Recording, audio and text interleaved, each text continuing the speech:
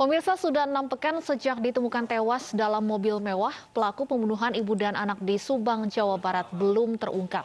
Polisi bahkan membongkar kembali makam untuk mengotopsi ulang kedua jasad korban.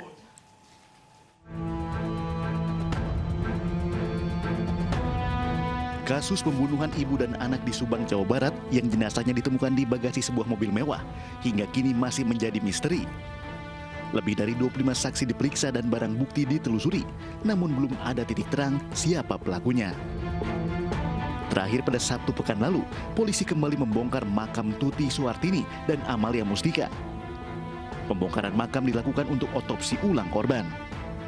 Polisi sengaja menutup areal makam kedua korban agar proses otopsi ulang tidak terganggu.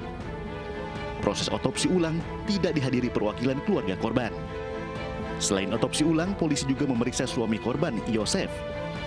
Yosef yang didampingi kuasa hukumnya dicecar 56 pertanyaan oleh penyidik. Kasus yang belum terungkap memunculkan isu liar.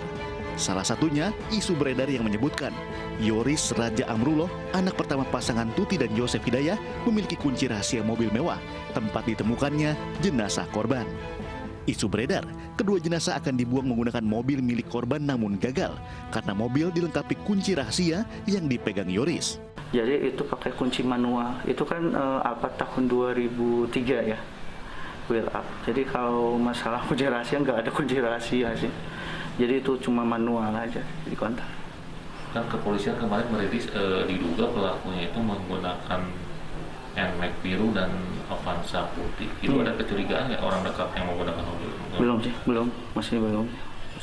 Ada nggak orang dekat yang pakai NMAX biru itu? Belum sih, kalau masalah itu kan kita nyerahin juga ke polisi.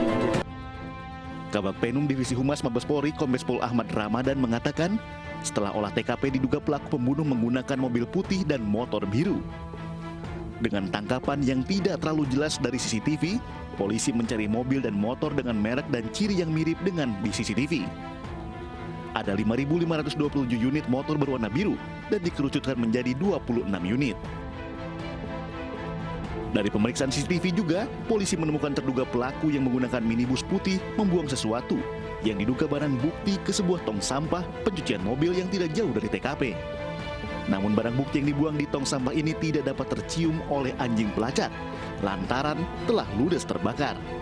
Diduga pelaku mengetahui bahwa tong sampah tersebut akan dibakar setiap malam karena posisi tong sampah juga berada di dalam pencucian mobil, bukan di pinggir jalan. Pelaku diduga sengaja masuk terlebih dahulu ke pencucian mobil untuk membuang barang bukti. Kasus ini mencuat setelah suami korban melaporkan ke kepala desa setempat yang kemudian meneruskan laporan ke polisi. Hasil penyelidikan di TKP terungkap, tidak ada barang yang hilang dan tidak ada satupun bagian rumah korban yang rusak. Polisi menduga pelaku pembunuhan adalah orang yang sudah dikenal korban. Dari Subang, Jawa Barat, Yudi Heriawan Juanda, iNews melaporkan.